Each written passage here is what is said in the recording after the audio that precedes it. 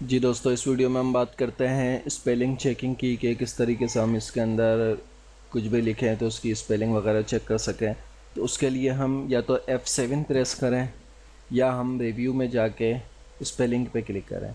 अभी ये कह रहा है कि you want to continue checking at the beginning of the sheet. Yes, भले इस पे spell check complete, you are good to गो।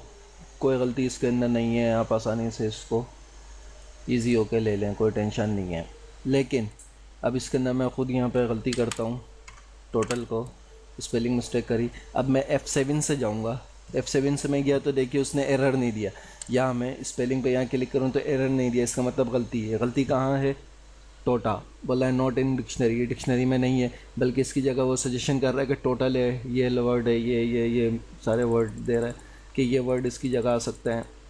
तो इसको अगर इग्नोर करना है, यानी मेरे मुताबिक ये वर्ड सही है, तो इसको मैं इग्नोर कर दूं, इग्नोर ऑल कर दूं, तमाम के तमाम सही हो जाएंगे। ऐड टू डिक्शनरी कि ये वर्ड है, इसको नहीं पता तो ऐड टू डिक्शनरी कर दें।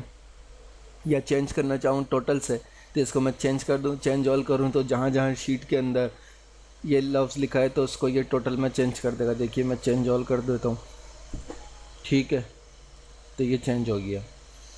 अच्छा, इसी के अंदर ऑटो करेक्शन है, वो हम इंशाल्लाह बाद में पढ़ेंगे।